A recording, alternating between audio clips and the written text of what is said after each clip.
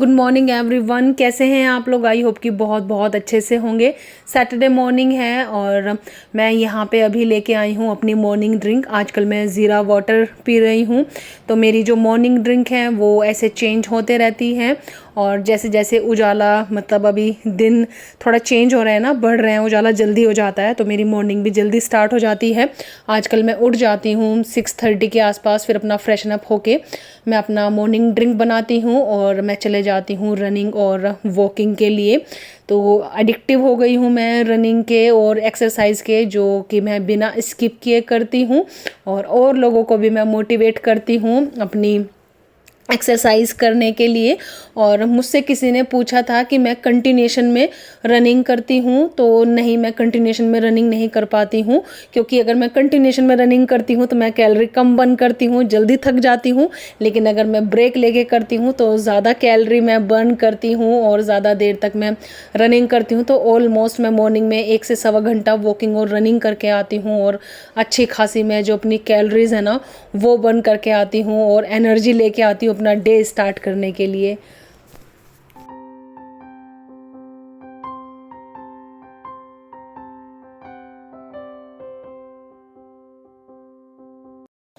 Breakfast में आज मैं बनाने वाली हूँ सुपर हेल्दी मल्टीग्रेन और बहुत सारी वेजिटेबल्स के साथ पराठा, जो कि मैं आप लोगों के साथ शेयर करूँगी।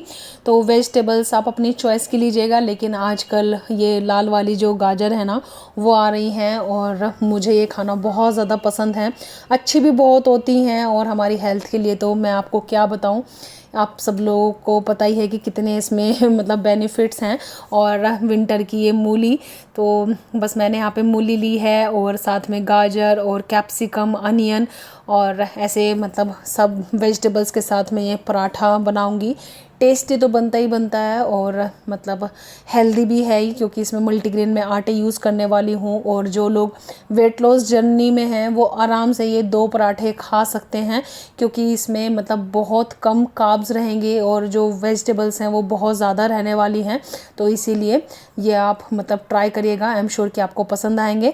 तो बस यहाँ पे वेजिटेबल्स मैंने पील ऑफ करके इनको मैं अभी अपने चॉपर में चॉप्ड कर लूँगी, क्योंकि माहिन चॉप्ड करना है ना, और वो मुझसे मतलब चॉपर बोर्ड पे नहीं हो पाता, इसीलिए मैं अपना ये जो चॉपर है ना वो यूज़ करती हूँ। इसके अंदर मैंने जिंजर भी ऐड किया था और ग्रीन चिली भी ऐड किया था। और अगर आप मेरी तरह स्पाइसी खाते हैं तो आप और चिलीज़ ऐड करिएगा, लेकिन मैं ऐड नहीं कर रही हूँ क्योंकि मेरे जितना स्पाइसी घर में और कोई नहीं खा पाता है, इसलिए मैं बस एक ही चिली ऐड करती हूँ। यहाँ पे देखिए मैंने ली है बहुत सारी वेजिटेबल्स, साथ में है मेरा थोड़ा सा गेहूँ का आटा, मल्टीग्रेन आटा। मल्टीग्रेन आटा में बाजरा, ज्वार, सोया, चना ये मिक्स करती हूँ, थोड़ा रागी है और साथ में लिया है मक्का का आटा। तो आप देख सकते हैं कि इसमें कितने सारे आटे मैंने मिक्स किए हैं। मसाले में थोड़ा सा सोल्ट, थोड़ा सा हल्दी पाउडर, थोड़ा सा ना के बराबर रेड चिली पाउडर। वैसे हमारी जो रेड चिली पाउडर है ना वो काश्मीरी रेड चिली पाउडर ही है, तीखी नहीं है। और थोड़ी सी अजवाइन डालूंगी और इसमें डालूंगी थोड़ा सा धनिया पाउडर। और इसमें मतलब पहले तो मैं इसको ऐसे ही अच्छे से मिक्स करूँगी और जितना मुझे ज़रूरत होगा उसमें लिटिल बाय लिटिल करके मैं पानी ऐड करूँगी, क्योंकि एक साथ पानी ऐड नहीं करना है। ये वाला जो आटा है वो फिर पतला हो जाता है। और ये लगाने के बाद फिर मैं जाऊँगी शावर लेने के लिए।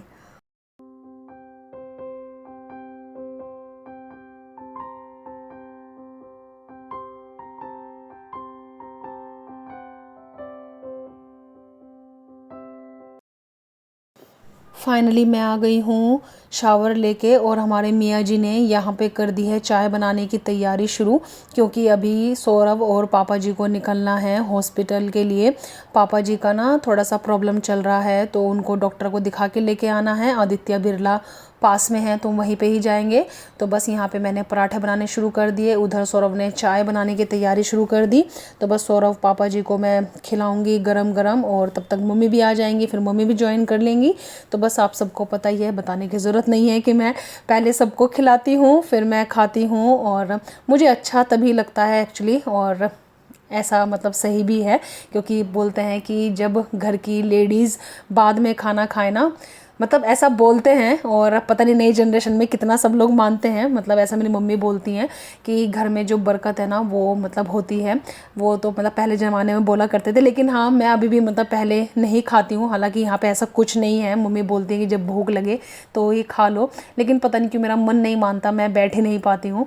तो बस यहाँ पे अभी क्योंकि मुझे लगता है कि सबको खिला के ना आराम से तसल्ली से खाओ तो ज़्यादा अच्छा है, फिर बीच में उठने का ज़रूरत नहीं पड़ता है। वरना मुझे बात बीच बीच में ना फिर उठ के जाना पड़ता है खाना सेकने के लिए, और ऐसा मैं बहुत बार करती हूँ। और काफ़ी सारे फ्रेंड्स ने देखा भी है, उनको खिलाते खिलाते मैं जाती थी तो वो बोलते थे पहले तो तसल्ली से खा, बाद में उठना ऐसे, या फिर एक साथ सेक के बैठ। तो मतलब मेरा वो नेचर ही है ऐसा, तो इसीलिए मैं ना सबको खिला के फिर आराम से बैठती हूँ। तो वो मतलब ऐसे ठीक भी लगता है और मुझे अच्छा भी नहीं लगता। तो बस यहाँ पे हमारे अन्वित महाराज को मैंने सबसे पहले सर्व किया है। पापा जी और सौरभ भी ऑलमोस्ट आ ही गए हैं, बैठेंगे, इनको मैं कराऊंगी ब्रेकफास्ट और फिर मैं इंजॉय करूँगी अपना पराठा। क्योंकि मैंने आपको बताया ना, इस समय तक आते मुझसे रुका नहीं जाता। रनिंग करके आती हूँ ना तो बहुत तेज़ मुझे भूख लग जाती है, और मेरी जो इंटरमिटेंट फास्टिंग है वो अभी भी मतलब कंटिन्यूशन में ही है, हैबिट में ही आ गया है, तो इसीलिए काफ़ी लंबा गैप हो जाता है। तो बस इन पराठों को ना मतलब ये है कि लाइट हैंड से बनाना पड़ता है, और थोड़ा सा ये है कि सेकना ज़्यादा पड़ता है क्योंकि मल्टीग्रेन आटे हैं, वेजिटेबल्स हैं, तो सीखने में थोड़ा सा टाइम लगता है, तो थोड़ा पेशेंस का काम है।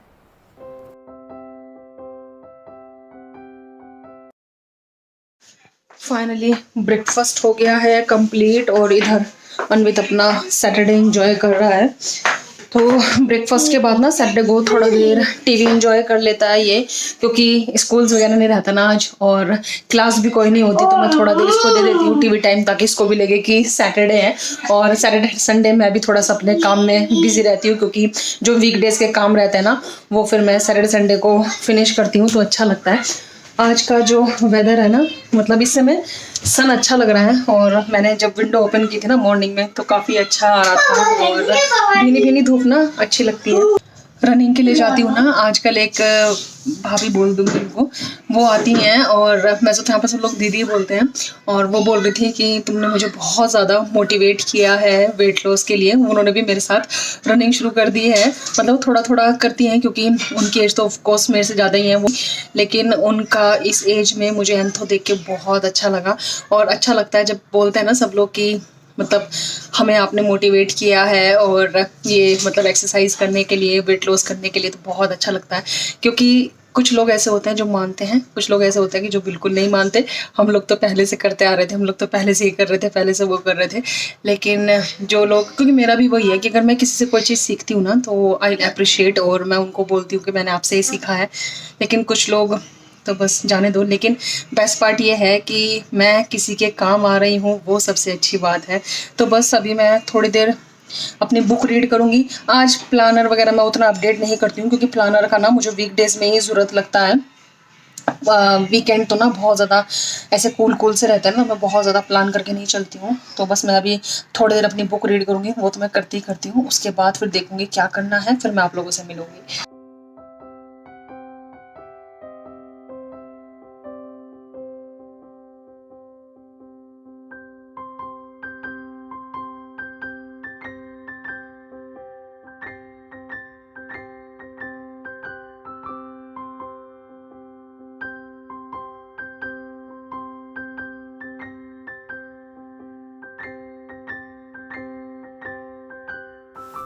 फाइनली मैंने बुक रीड किया, और जो थोड़े बहुत काम थे वो सब किए, और इस बीच में मैंने अपना फेवरेट काम भी किया, पेंटिंग, जो कि आपको पता है कि मुझे बहुत ज़्यादा पसंद है, और वो मैं आपको दिखाऊंगी अपने अपकमिंग वीडियोस में कि मैंने क्या किया है। और मैं अभी आई हूँ पुलाव बनाने के लिए। तो बस यहाँ पे मम्मी ने कर दी हैं पुलाव की बहुत सारी वेजिटेबल्स चॉप्ड, और जब ऐसे वेजिटेबल्स आपको चॉप्ड मिल जाती है ना, कुकिंग करना आसान हो जाता है। और पुलाव चूँकि मैं ही बनाती हूँ तो मम्मी बोलने लगी कि मैं तुम ये काम कर रही हो तो चलो मैं वेजिटेबल्स वगैरह सब चॉप्ड कर देती हूँ। मैंने कहा कि ठीक है मम्मी, और फिर बस यहाँ पे मैं बनाना शुरू करूँगी अपना बहुत टेस्टी वाला पुलाव। इसमें मैं बहुत सारा कोरिएंडर लीव्स डालने वाली हूँ, जो कि इस पुलाव का टेस्ट ना बहुत बहुत अच्छा करेगी। और फ्रेश इसमें जिंजर गार्लिक ऐड करूँगी, साथ में खड़े मसाले, इनको एक साथ में अपने मोटर एंड पेसल में कूटूँगी, और दरदरा इनको कूटना है और इसका जो एसेंस है ना पुलाव में बहुत बहुत अच्छा आता है।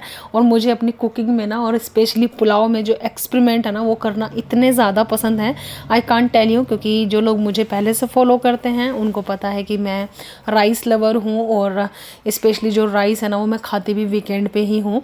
वरना वीकडेज़ में अगर कुछ स्पेशल बनता है राजमा या छोले तो उसमें मैं 1 स्पून ले लेती हूँ, लेकिन मैं अवॉइड ही करती हूँ। लेकिन वीकेंड पे मैं अवॉइड नहीं करती हूँ, तो इसलिए वीकेंड पे मेरा जो पुलाव है ना वो बनता ही बनता है। और साथ में बनेगा बथुए का रायता। कुछ लोग पूछ रहे थे कि बथुआ क्या होता है, तो बथुआ ऐसी बेसिकली लीव्स आती हैं और ये नॉर्थ इंडियंस को काफ़ी ज़्यादा पसंद होता है। जैसे बथुए का पूरी, बथुए का पराठा, बथुए का रायता हेल्दी होता है और विंटर्स में आता है चूँकि गर्म होती है ना तासीर, इसलिए। तो बस इसको अच्छे से मतलब मम्मी ने साफ़ कर दिया था और मैंने इसको मतलब अभी बॉईल करना है, बेसिकली सीटी लगाना है। और जब तक ये तैयार होगा तब तक मेरा पुलाव भी तैयार हो जाएगा। और फिर सौरभ आ जाएंगे तो हम लोग जाएंगे मेरे डॉक्टर अपॉइंटमेंट के लिए। मुझे आज जाना है सोनोग्राफी के लिए, वो क्यों जाना है वो मैं आपको आगे चल के बताऊंगी। तो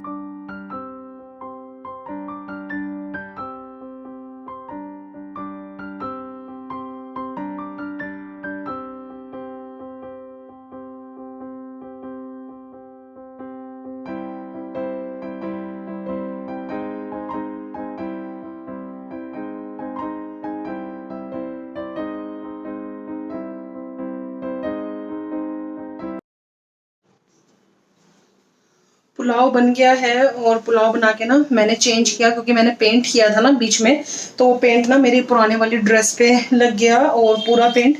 तो मुझे ना अभी जाना है डॉक्टर के यहाँ सोनोग्राफी के लिए। तो वो मैं आपको बताती हूँ, गाड़ी में बैठ के पूरा डिटेल बताऊंगी आपको कि क्यों जाना है अभी सोनोग्राफी के लिए। और अभी ना सौरभ गए हुए हैं सुबह से पापा जी को लेके आदित्य बिरला हॉस्पिटल है ना वहाँ पे, क्योंकि पापा जी को ना थोड़ा सा प्रॉब्लम चल रही है मेडिकली, तो वहाँ लेके गए। और अब देखिए 1:45 हो गया और अभी तक आए नहीं है, क्योंकि क्या है ना डॉक्टर्स के यहाँ सबके यहाँ ऐसे बहुत ज़्यादा रश रहता है ना, टाइम लग जाता है। और कैन यू इमेजिन मेरा 2 बजे अपॉइंटमेंट है और शायद लंच करूँगी, मतलब करके जाऊँगी आके करूँगी, कुछ पता नहीं। लेकिन मैंने सोचा कि चेंज कर लेती हूँ और सौरभ अगर जल्दी से आ जाए, वैसे बोल रहे हैं कि वो निकल गए हैं तो मैं शायद उनको फिर नीचे ही मिलूं। तो चलिए फिर मैं आप लोगों से मिलती हूँ और आप लोगों से बताती हूँ कि मैं सोनोग्राफी के लिए क्यों जा रही हूँ। तो यहाँ पे बथुआ पीस के मम्मी ने रायते में मिला दिया दही में और ऊपर से लगा दिया है तड़का। तो हो गया है हमारा बथुए का रायता तैयार और बहुत टेस्टी लगता है ये वाला रायता।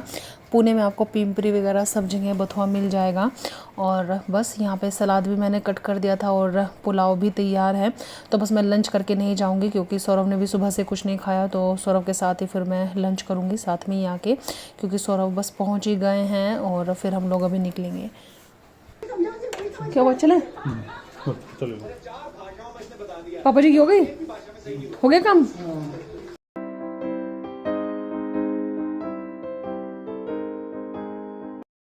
फाइनली हम लोग निकल गए हैं और कालेवाड़ी फाटा में ना यहाँ पे स्टार इमेजिन करके हॉस्पिटल है और यहाँ पे कोई तो न्यू टेक्नोलॉजी आई है सोनोग्राफी के लिए, तो वहीं पे हम लोग जा रहे हैं कराने के लिए। मैं कराती हूँ सोनोग्राफी, फिर आपको डिटेल बताती हूँ पूरी। क्योंकि हम लोग आए ना तो अन्वित ने रोना शुरू कर दिया कि उसको भी आना था, उसको सेटल वेटल करके फिर हम लोग निकले फटाफट और अभी पहुँच गए यहाँ पे।